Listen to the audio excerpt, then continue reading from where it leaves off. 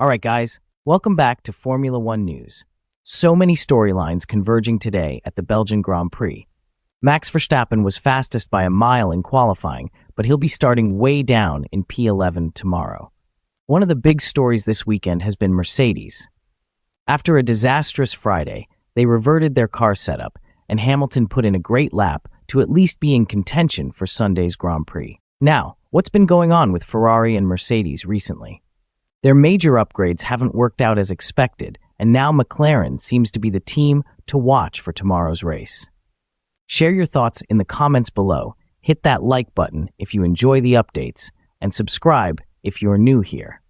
First up, Yuki Tsunoda has a 10-place grid penalty for tomorrow's race because he's basically replacing every single part on his car. Red Bull could have done the same, but decided to replace just the ice and start P11. Given the pace Verstappen has shown, P11 is definitely doable for him.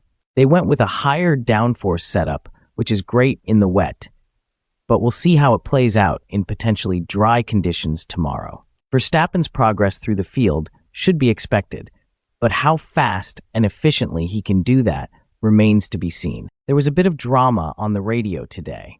Drivers were told to stop swearing, but Verstappen didn't hold back. As soon as he put his headset on, he had some colorful words to share, proving he's not about to change his style for anyone. Moving on to Alpine, Bruno Famin is leaving, and the team seems to be in chaos. It's a shambles over there with everyone leaving, and now Alpine might end up being a customer team, possibly of Mercedes. Speaking of Mercedes, they brought 5 upgrades to the Belgian Grand Prix, hoping to boost their performance. Unfortunately, things didn't go as planned. The car just wasn't working as they expected, and they ended up reverting to an older setup. There are also rumors about Red Bull possibly holding a shootout between Daniel Ricciardo and Liam Lawson at Imola next week to determine who might replace Tsunoda. Ricciardo did well today, so it could be an interesting development. In terms of qualifying, Verstappen was a standout as usual, putting in a blistering lap. Perez was decent, but it's still Verstappen who's seen as the favorite, even from P11. McLaren has also been showing strong pace, with both Norris and Piastri performing well. Mercedes struggled with their setup, and although they reverted to an older spec, it's still not enough to challenge the top teams. Toto Wolff admitted there was a performance offset they didn't expect, and the upgrades didn't work as planned. In Q3, Verstappen was once again the man to beat, finishing 0.6 seconds ahead of everyone. Hamilton managed P3, which will become P2 after Verstappen's penalty. McLaren's Norris and Piastri were also up there, with Norris looking particularly strong.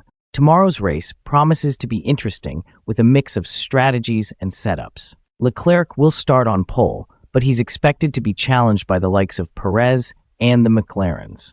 Verstappen, starting from P11, will be one to watch as he tries to carve his way through the field. The team principal of McLaren, Andreas Stella, mentioned they've set up their car more for race pace than for qualifying, hoping to capitalize on their speed in tomorrow's race. This could make them strong contenders for the win. That wraps up today's update. Who do you think will come out on top in tomorrow's race? Let me know in the comments below. Don't forget to like, subscribe, and share this video if you enjoyed it. Take care, and I'll see you next time.